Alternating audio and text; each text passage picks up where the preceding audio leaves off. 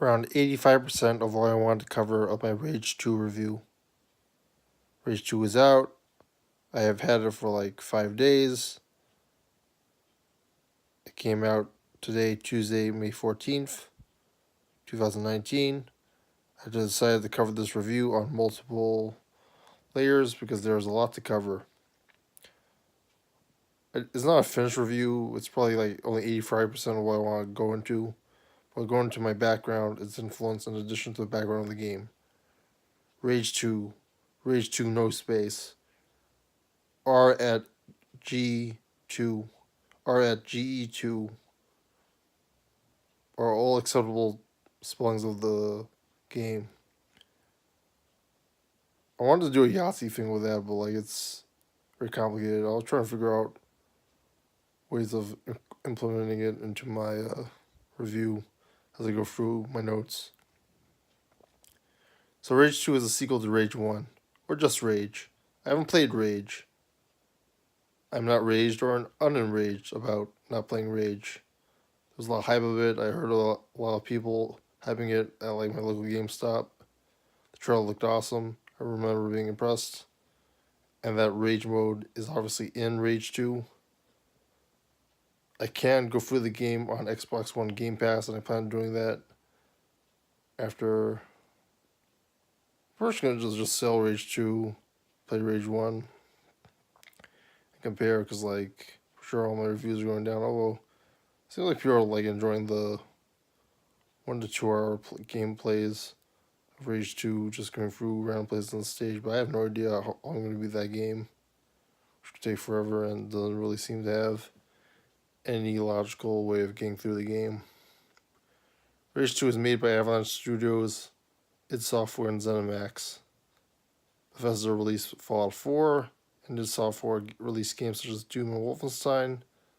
Avalanche released, like, I believe Mad Max, or maybe it was another company, and definitely Just Cause 3 and 4.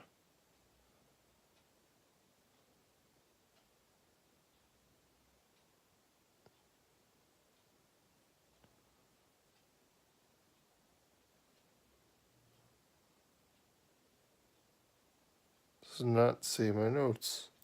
This is going to be a mess. So the main game I wanted to compare this. Let's see now. It doesn't save. Shoot. Let's just run with it. It's a really bad start to a review because like all my notes are screwed up. Should not have recorded this, but in any case. So there's a ton of comparisons to Far Cry 5 because of the open world shooter that you have to do. There's a lot of dirt and sand and all that stuff. It's in the desert or the south or wherever Far Cry 5 takes place. Far Cry 5, well, Far Cry 5 New Dawn, they claimed was like Mad Max experience. I feel like this was the genuine Mad Max experience, probably because it was actually made by the Mad Max creators. Not George, what's his name, who created the movies, but the guys who made the video game for Warner Brothers.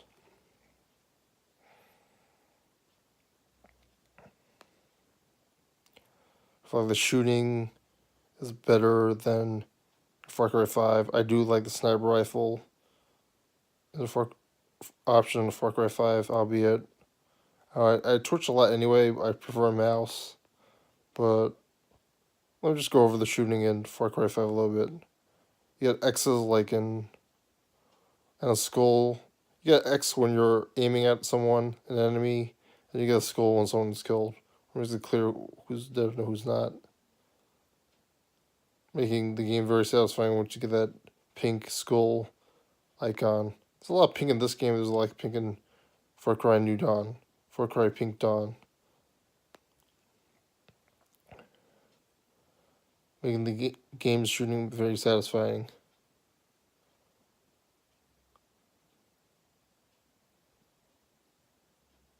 I felt like the shooting in Far Cry was just massive amounts of shooting, wasting time. And I'll get into this a little bit with, I might as well get into it a little bit now, with Rage 2. There's something unfun about the shooting mechanic. Contrast though, like this lot of shooting's fun, but like you barely shoot in Rage 2 just to get straight to it, and there's a lot of buffering for like Legend of Zelda, Ocarina of Time-ish spaces where all you do is drive. It doesn't help that when you start the game, you didn't know that you have that 1 millisecond to figure out that there's a boost button opposed to just the accelerate button, which could save a little bit more time. Driving is a lot better than Arkham Knight. You're not driving 100 miles per hour in the middle of a city. That being said, it's still tedious. They don't give you as many rewards as they could for jumping off obstacles. They could have made it more like Hot Wheels, where it could have been a lot more fun driving, hopping from one spot to another. I haven't tried it, at least. Maybe there is like an option, but I haven't really enjoyed it as a reviewer. In the 5-day time span for like a 1,000-hour game, this will probably be, considering how much driving you have to do.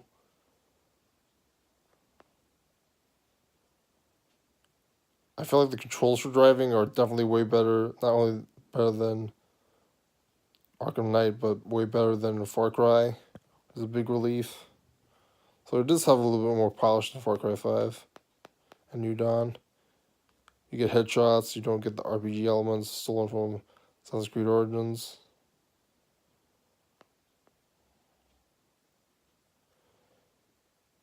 So the problems with the resistance point thing in Far Cry 5, it's boring, it's hard to speed run. Catcher's Vote, at least that objective was clear. You blow stuff up, you get to the final boss, you get to the boss in a certain region. Here, you don't know how the heck you're supposed to get to the final boss. You start with like 3 scientists, and then I didn't have any clue what to do today. I didn't work on it all 5 days because of work, but like still, it's pretty confusing. And for all I know, there could be a resistance points thing, and I really hope it doesn't. I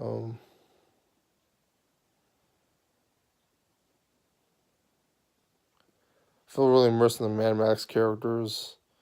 The action's a little bit better.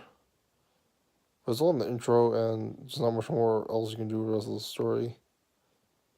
I feel it was a little bit like Bioshock with the Mutant TV stage, which could be like the Bioshock Theater, Bioshock Infinite, and Bioshock 1 probably.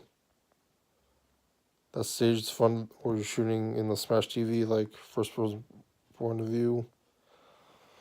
It's cool that there's points and bonuses and ways to a time bonus. There's a race also, both for the mayor of. The mayor's pretty cool, militant. Tries to.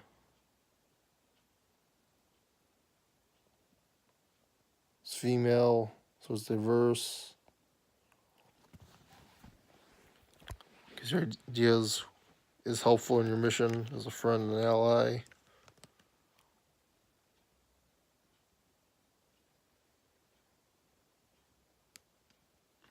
I haven't really spent much time with the characters. There's a lot of characters in the game, and you get to know them a little bit better. But I don't know, it sort of sucks that you can't play with them. Like in Far Cry 5, partner bonus would have been helpful, albeit maybe the game would have been too easy if that had happened. There's no like turret on the thing. Well, you can shoot. It's a lot easier to shoot on these cars. Like I still like the turret from Far Cry 5. I don't remember if there was a turret in Far Cry 5 New Dawn. That's pretty much it. I'm sorry. I lost my notes in the when it was. I guess I didn't save from my computer onto my phone. Talk to you guys later when I get the rest of my notes. It's like 30% of my review. Hope you enjoyed.